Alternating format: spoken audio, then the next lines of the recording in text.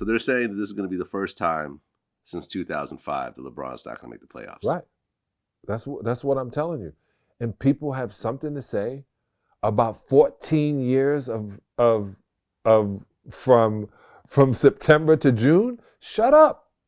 You know what? This is good. The best thing that happened is LeBron came to the Lakers, like I told you he would. Mm-hmm. Yeah, you're the first one to successfully predict that. Because he is so smart, and his crew is so smart.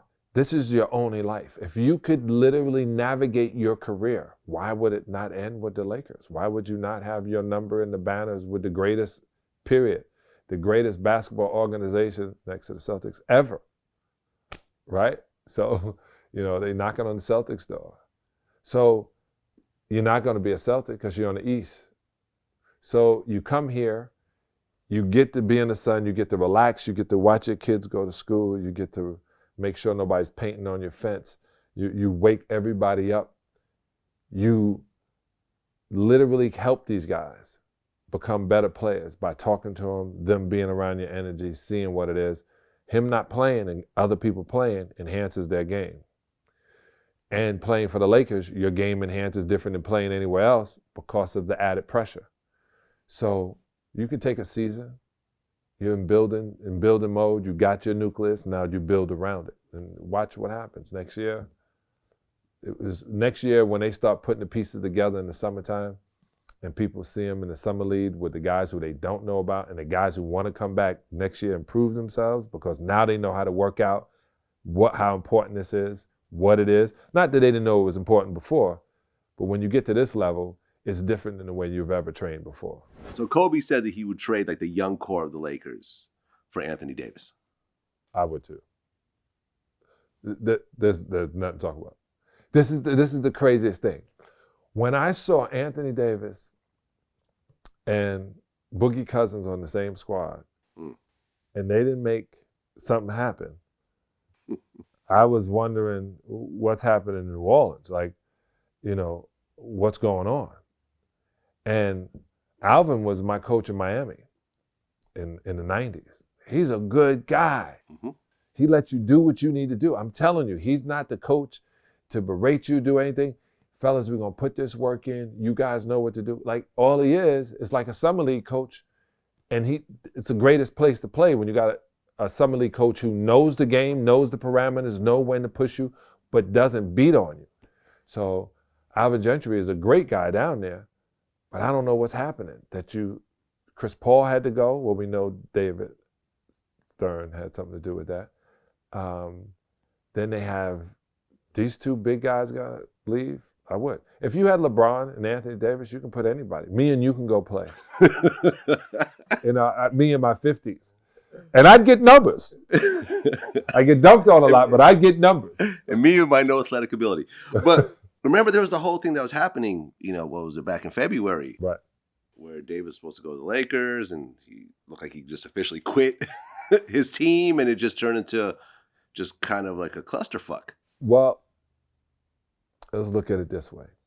One, they were asking him, and he did a great job of deferring to his agent. That was brilliant. He had a great job. But then it got out. And what happens is, like I said before, people don't like you to be, what's the word? I want to say it so I don't offend anybody. Critical thinker. That's better than saying the other thing. People don't want you to be a critical thinker. They want you to get in your cubicle and do what you're supposed to do. And when they want to see you, they want to see you. Now, if you're an entertainer, you turn on and do what I want you to do when I want you to do it. And that's what you chose to do. You chose to be an entertainer. The best thing about playing sports is it's not the same every night. I couldn't imagine what it's like to be a rock star and playing the same song. Like, I went to see Al Green one time, and he wasn't even singing the songs. He was like, y'all know the song. You know what I'm saying? The music was playing. I couldn't do the same thing every day into my 70s.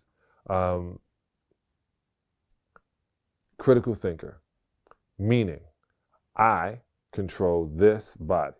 I am the property. I am literally the engine that makes this car move for everything, for my family, for myself, for my future, for my charity.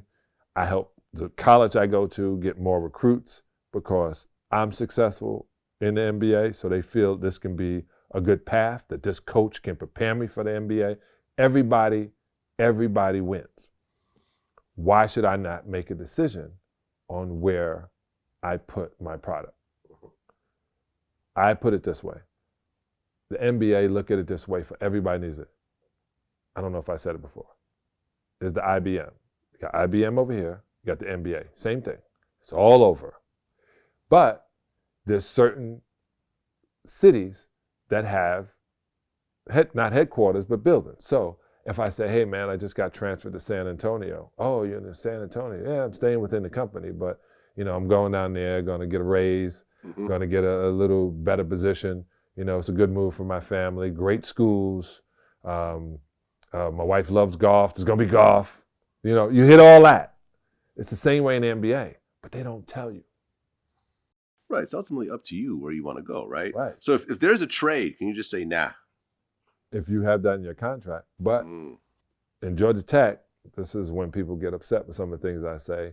But at Georgia Tech, one of my business classes said a contract is one step above being a slave. Right? Because now you're their property to do what they want you to do. When people send me contracts and they put the word exclusive, I'm going to do, my wife has a problem with that. How are you going to get exclusive? Right. And I was like, no. I said, are you going to be exclusive to me? I'm the only player you're ever going to deal with? Interesting story.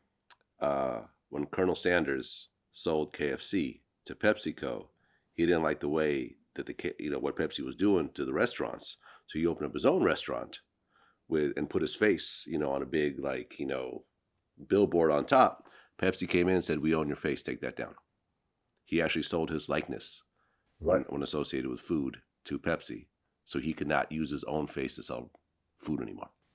That's that exclusive thing you're talking about. Right. Dick Gregory. Dick Gregory sold the Dick Gregory Bahamian diet for over $100 million in the 70s. And said he had to spend $90 million to get his name back. Because they were like, you can't use Dick Gregory in anything else. Yeah, and Dick Gregory actually, when he died, his family started a GoFundMe page because they didn't have enough money for his funeral. Right. I was supposed to interview him right before he died too, so I kind of know the story a little bit. Yeah, I was at the funeral. Dick would yell at me about things that he thought I was saying that was dumb. I was like, okay, reword this. Where you put? Yeah, man, handle your business. That's the moral of the story right here. Right. Handle your business. Look over your contracts. Right. I bought my rights in 1995. To John Salley? I bought the John Salley rights from the Toronto Raptors. So when they put me on waivers, I chose to go to the Chicago Bulls. They didn't choose for me to go to the Chicago Bulls. And since I own my rights, at the end of the season, I now have my rights and my papers and I can go wherever I want. That's what LeBron is doing. That's what he is explaining to all these different players. Like, they used to do it this way. Hey, A-Rod's the greatest player, but he's playing in Texas. He got to play in the Yankees. There's no way you're just going to be that great and not be a Yankee. Right. And then the league makes sure you go to the Yankees and no one says jack. Right. So all of a sudden you say, I'm going to change this idea. I don't want to be in a position, which I think is a great position for Odell Beckham Jr. I think one of the best things that happened to him is to get traded to Cleveland. I don't know what New York is doing, but I know exactly for Odell, this is perfect. Oh, yeah. And the reason it's perfect, because this new dude is deciding, I'm spending money. I want to win. The Cleveland Browns used to win. Cleveland Browns had Jim Brown. They won with Jim Brown, and he quit that year. You know what? We're Cleveland. LeBron was here and won.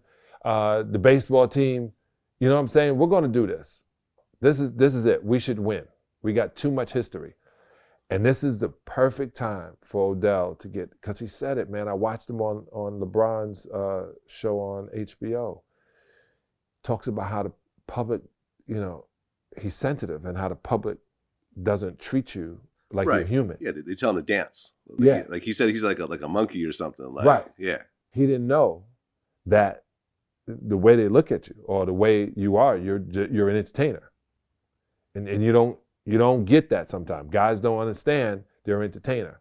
And this is what they want you to do. I mean, sports is basically pure entertainment. That's it. That's it. it There's is nothing else to talk about. Yeah, you're not curing cancer. Mm-hmm. You're not creating technological advancements. You're entertaining the masses. But when you entertain, and you're the best at what you do, so the masses watch. And when you entertain the masses with a dance every time, you always dancing. No one ever said to them, "Hey, go run over there. I'm gonna throw the ball, catch it with one hand." They say dance because they know what you were doing was at work. When you doing that other stuff, they, and it brings back things that you don't want to bring back. Yeah.